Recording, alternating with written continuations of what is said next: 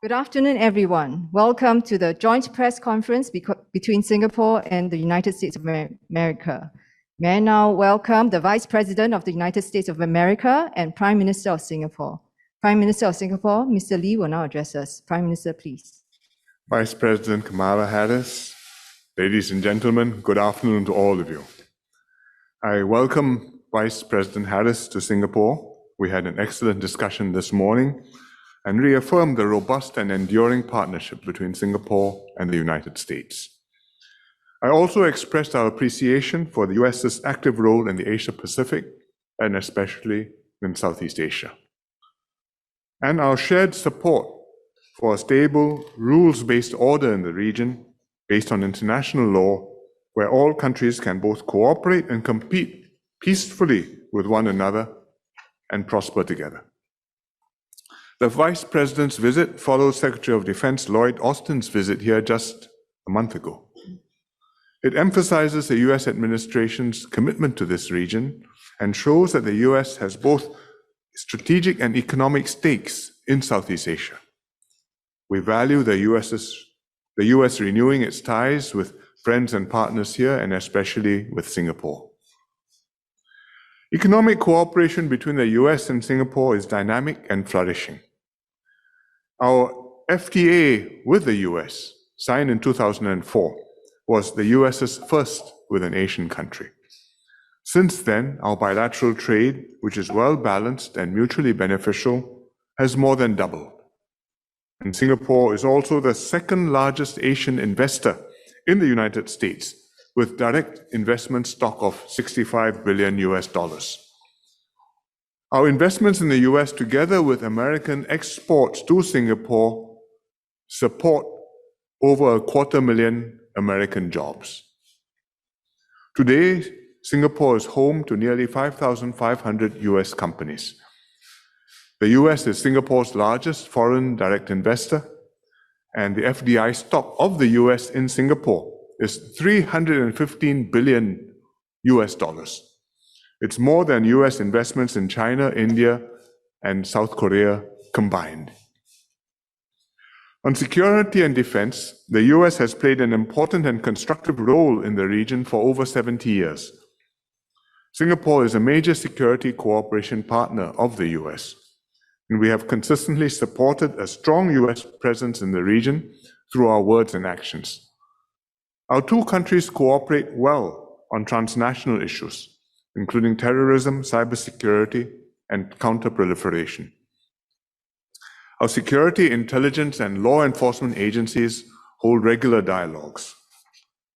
Singapore participated in the International Security Assistance Force, or ISAF, in Afghanistan, and we were later the first Southeast Asian country to contribute personnel and assets to the global coalition to defeat ISIS, which was in Iraq. The US is a partner nation in Singapore's newly established multilateral counterterrorism information facility.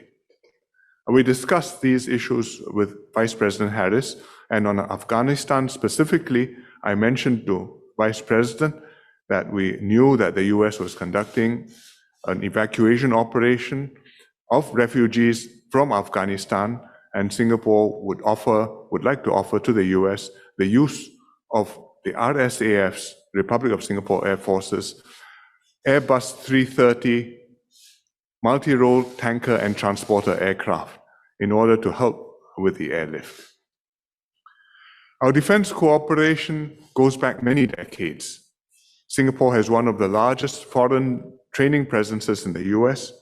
We deeply appreciate the US's support for our training detachments in Arizona at Luke Air Force Base and in Idaho at Mountain Home.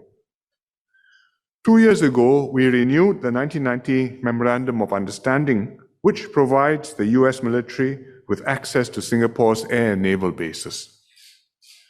Vice President Harris will be visiting Changi Naval Base later this afternoon, and there I hope she'll see how Singapore has supported the US military presence and its defense engagements in the region. We've hosted rotational deployment of US aircraft and Navy ships, and also including littoral combat ships, such as the USS Tulsa, which the Vice President will be visiting. Our bilateral cooperation takes place in the context of regional and multilateral cooperation efforts. Singapore appreciates the US participation in ASEAN and regional forums like the ARF, the ADMM+, and APEC. We work together at these forums, reflecting our shared commitment to multilateralism to tackle regional and global issues like climate change. On this 55th anniversary of US-Singapore diplomatic relations, I'm happy that we are embarking on new areas of partnership. We concluded 3 agreements between our cyber, defense, and finance industries, agencies. Singapore and US are also launching a climate partnership, and we are also pleased with the joint smart city capacity building initiatives. We're elevating the US-Singapore Collaboration Platform MOU to a new partnership for growth and innovation, and we welcome the US-Singapore Supply Chain Dialogue to work together to strengthen supply chain resilience. On pandemic preparedness, we will pursue collaboration on genome sequencing and epidemic intelligence, which will speed up identification of COVID-19 variants as well as emerging disease threats and augment regional preparedness for current and future academics. We're also happy to see both sides cooperating on space, which is the next frontier. It's a substantial agenda of deliverables which will enhance our partnership, and I'm confident that our long-standing and multifaceted bilateral relationship will continue to strengthen year by year. Thank you very much. Thank you, Prime Minister. Madam Vice President, please. Thank you, Prime Minister Lee. You have been a long-standing friend of the United States. You have been a counselor and a friend to many of my predecessors who have talked with me about the friendship and the history of work together. And I was honored to be a part of that tradition with this visit today and our extensive conversations about many topics. So thank you, and thank you for the warm welcome.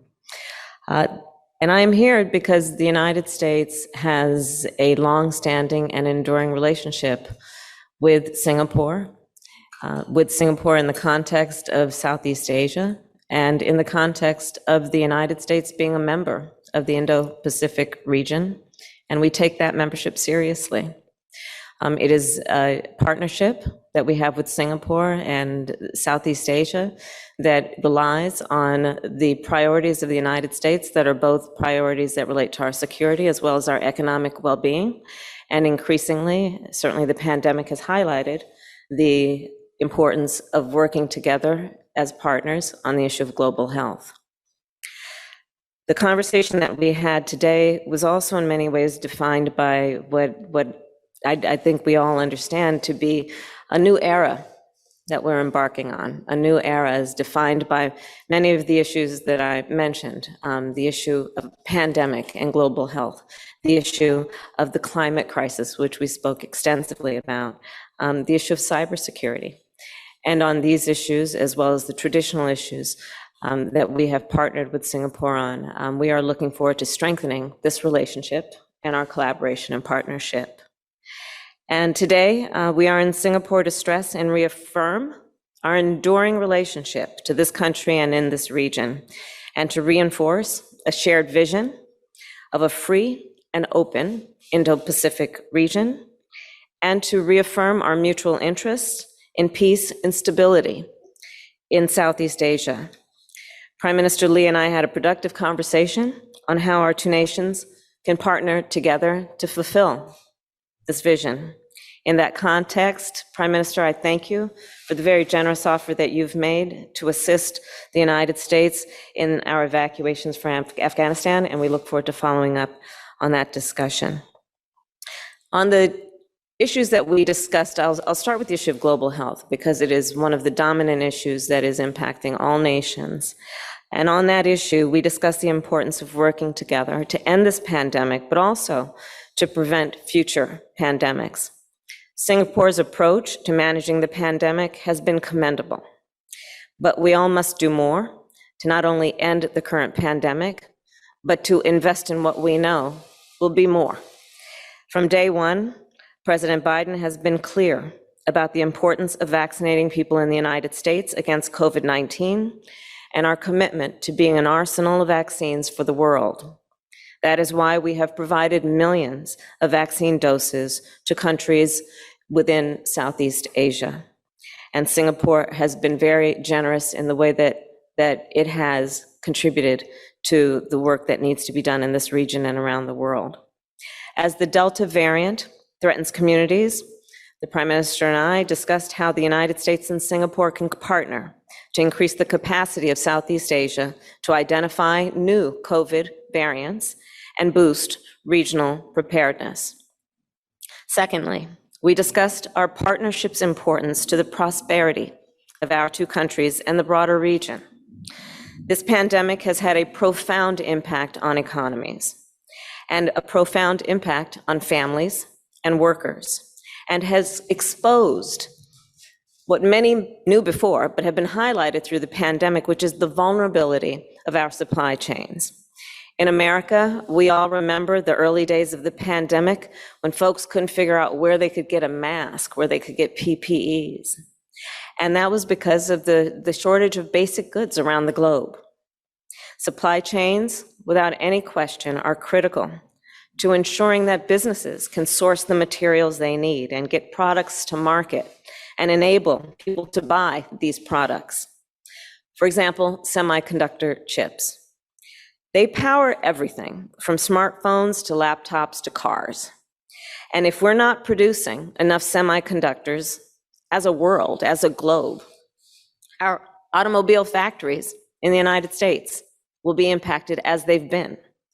And it will impact then families and consumers. You just ask anybody who's thinking about trying to buy a new car or a used car, and it is more difficult than it has been in a long time because, of course, supply chain issues impact production lines and impact goods getting to market. So working together with partners like Singapore on strengthening supply chains is critical in not only getting goods to the folks who need them, but keeping Americans working and on the job, and ensuring Americans can provide for their families.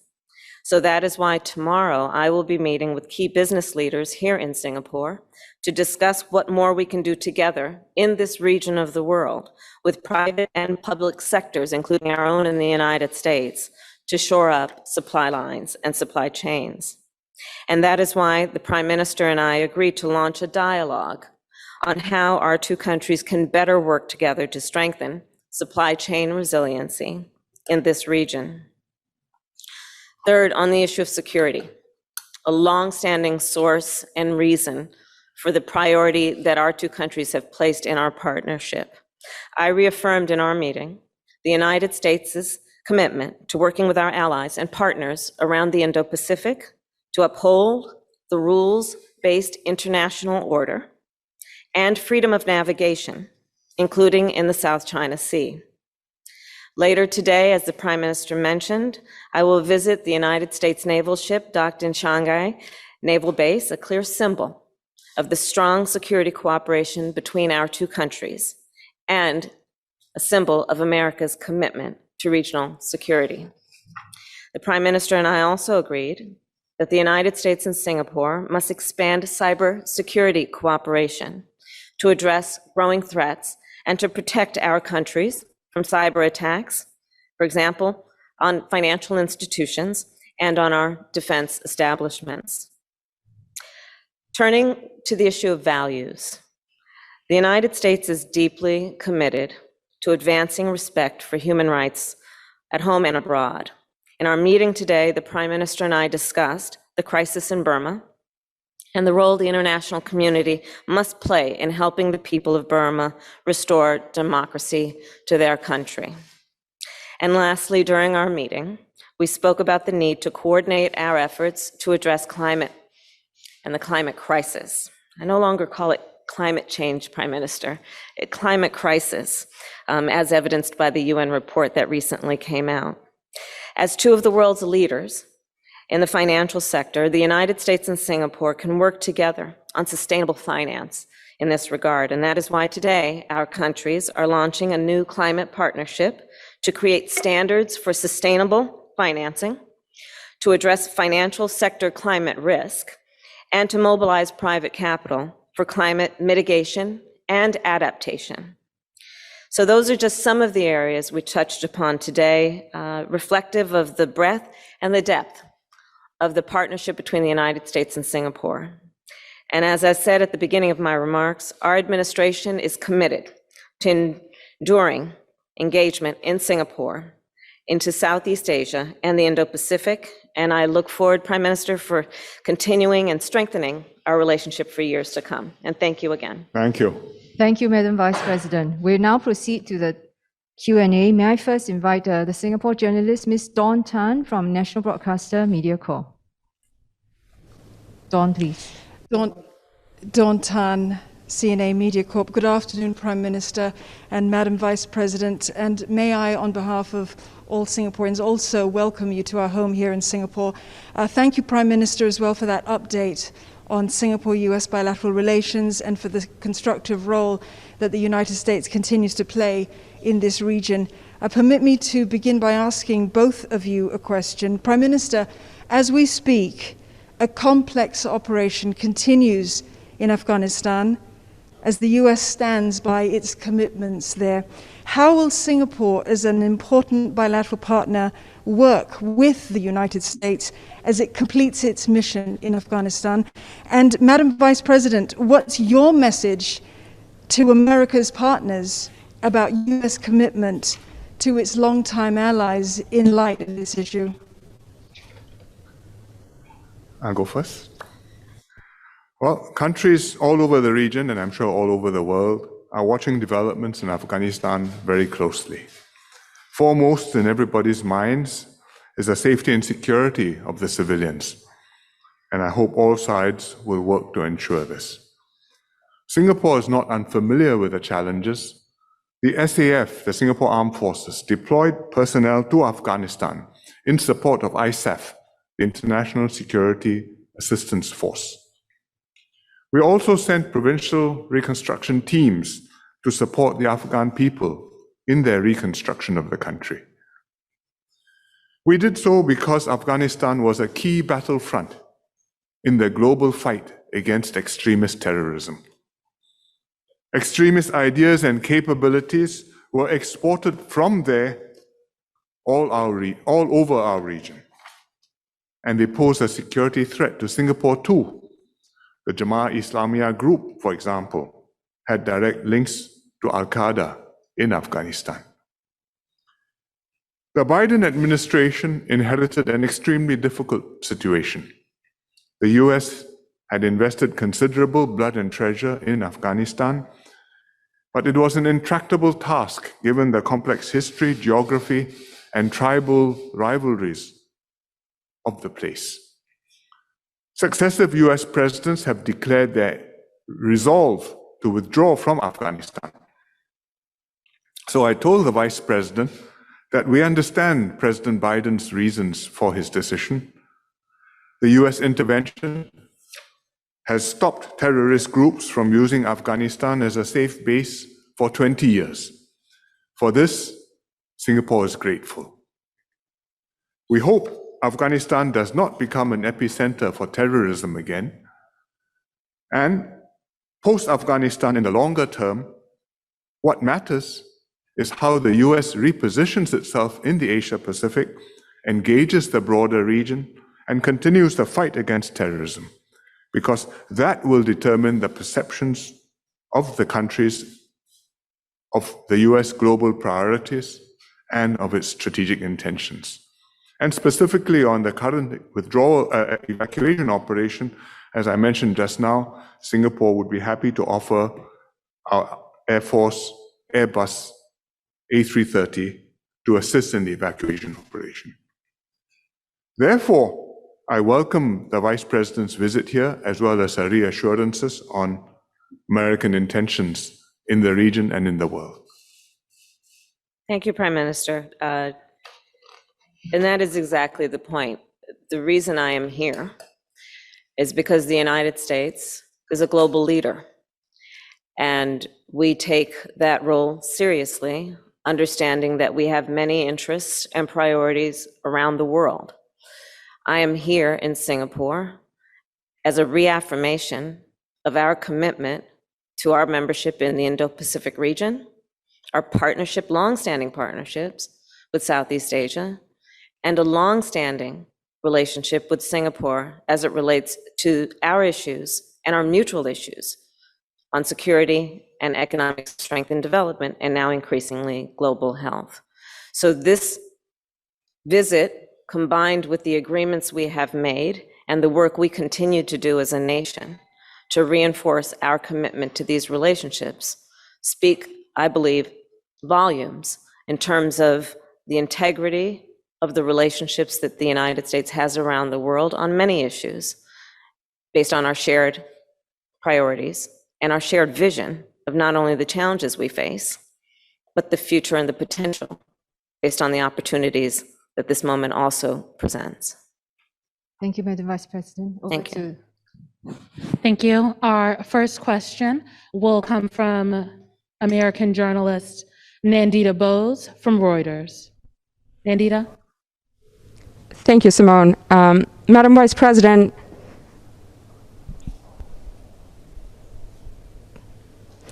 we're in a situation where Afghans have been trampled, died as they rushed to flee a nation where Americans fought for 20 years. American citizens are still stuck without safe passage. I understand that you agree with the decision to withdraw, but in your assessment, what went wrong with the withdrawal? And I have a question for the Prime Minister as well. We understand you have offered help with evacuations, sir, but does the fall of Afghanistan 20 years after the US started military operations there to drive out the Taliban, does that change your calculus and on how you can rely on America as a partner in this region, both militarily and economically? Does that impact the credibility of America's foreign policy promises?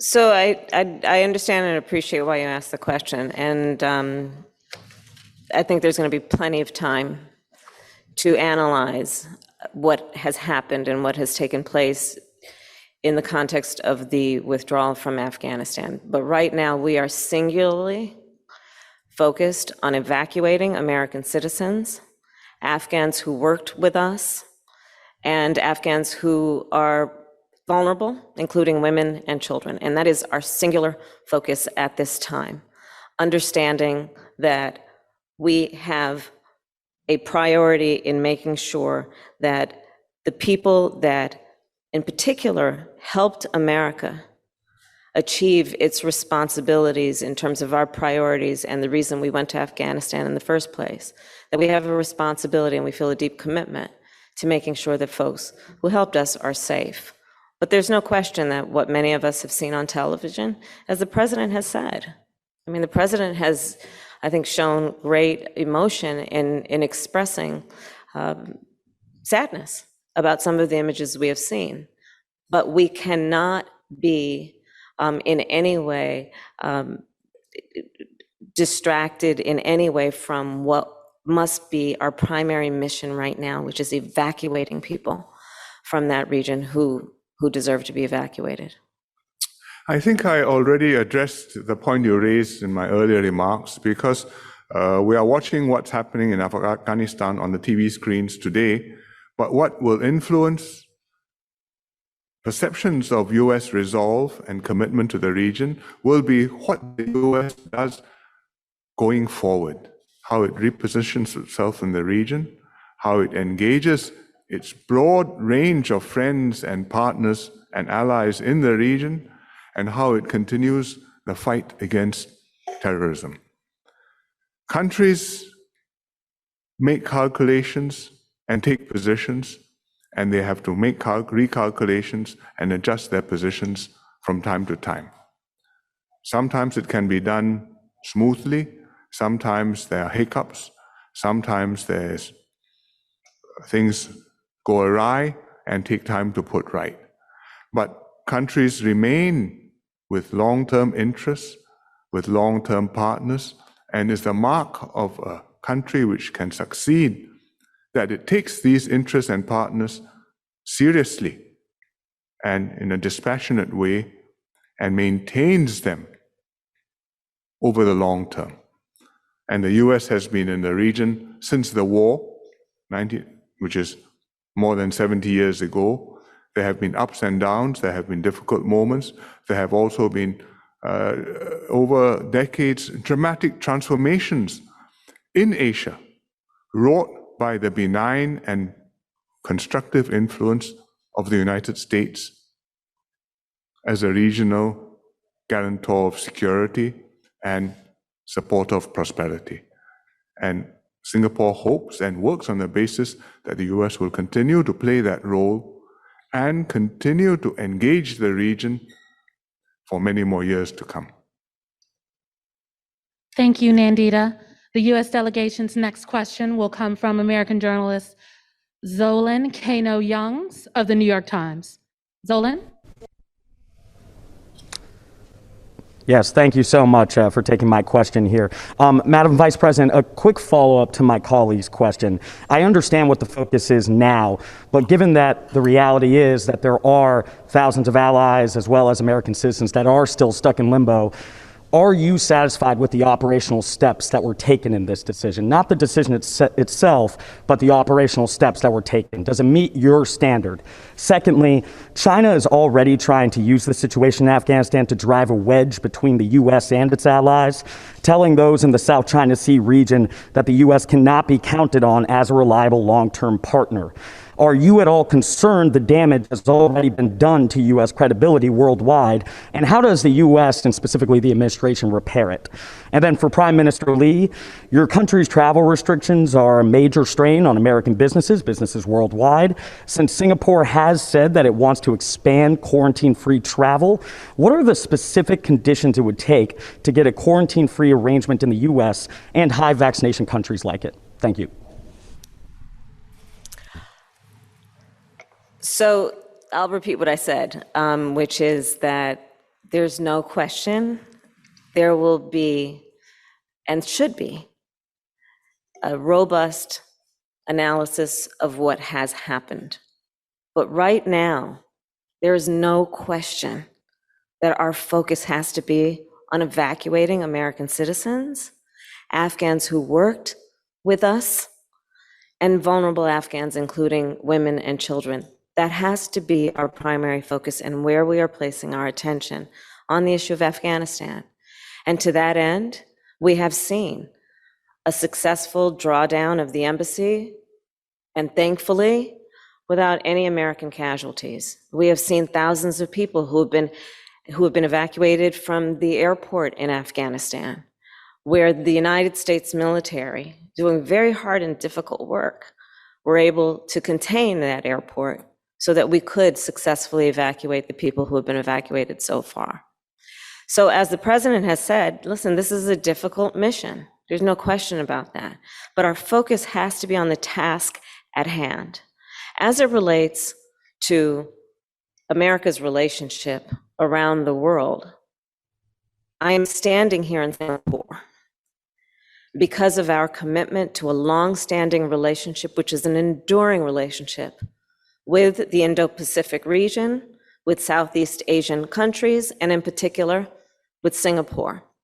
The agreements that the Prime Minister and I have reached today are evidence of that enduring relationship and commitment, and founded on the long-standing priorities that relate to our security interests and our economic issues, but also a commitment going forward as it relates to the challenges that we faced in the 21st century and the challenges we are going to face moving forward, such as in the inevitable, which is future pandemics, and what we will do together to research and to do what we can to stop those pandemics from wreaking the kind of havoc on the world that COVID has. A commitment moving forward to work together on the issue of cybersecurity, to work together on the issue of the climate crisis. All of these agreements are evidence of America's strength and enduring relationships around the globe, and in particular, our knowledge that as we move forward and think about where we go in the 21st century, Southeast Asia and the Indo-Pacific will in large part, I believe, dictate the future of our world. And America's commitment then and partnerships with the country in this region and the countries in this region are about where we are going and also founded on the relationships that we have had in this region. Okay, on vaccines, this is something which I also discussed with the Vice President. As countries get more vaccinated, as protocols are worked out, as we get COVID infections under control, it's easier for us to open up. We have been very tight on our borders for some time because it was necessary, and we had to get our situation in Singapore secured through vaccinations and through infections control. I think we are getting there, but we are nowhere near herd immunity. And we are now able to contemplate vaccinated, safe, quarantine-free travel with conditions and tests and procedures with countries. And we are starting with 2 countries, Germany and Brunei. And we are talking about other countries as well, and it will depend on the vaccination progress in those countries. It will depend on the prevalence of COVID in those countries, the state of the pandemic, and it depends what we can work out between us so that you have confidence in pre-departure testing, pre-departure vaccination certificates, and then procedures upon arrival to be tested and, if necessary, to be quarantined if infected. It's something which we have strongly in mind because it's important for Singapore as a hub to be able to reopen and to operate safely, and for people to travel back and forth to do business and to keep ourselves connected with the world. And the US is one of the countries which we will be pursuing these conversations with. Thank you, Zolan. Thank you. Now the last question from Singapore journalist, Ms. Lynette Lai from the Singapore Press Holdings. Hi, thank you very much. I'd like to bring the discussion back to the region and ask PM Lee and Vice President Harris how the US can work with Singapore and other partners to contribute to the broader stability and security of the region and also to strengthen people-to-people ties. Thank you. Well, I think the economic cooperation is an important part of that because that gives substance to the rest of the cooperation. And I listed out some of the areas which we are embarking on further projects with the US arising from the Vice President's visit. On the security cooperation, that's also very close. It ranges all the way from defense cooperation to intelligence exchange to counterterrorism activities to cybersecurity. And there too we have an agenda. And thirdly, on people-to-people ties, travel is one big part of it. Student studying is a big part of it. We have very many students from Singapore, and in fact from all over the region, who study in the US. I spent a couple of years in the US myself, and you never forget the experience and the friends which you have made. And these are things which ought to continue, Afghanistan or not, COVID or not. And I'm quite confident that they will continue and they will grow, and we will be able to deepen the ties across the Pacific for many more years to come. The Prime Minister has said it well, which is this is a relationship that is based on shared vision, both in terms of the challenges we face, but also the opportunities that we face to work together to meet those challenges. And it relates again to the historic relationship that we have on the issue of security and economic strength. But it is also about what we can do to work together to discover the medicines that might attack and deal with the next virus.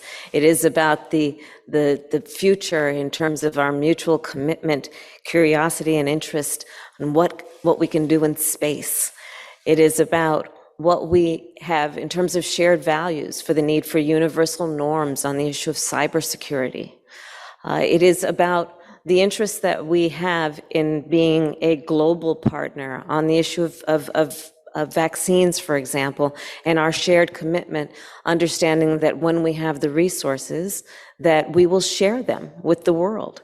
These are the things that Singapore and the United States have in common.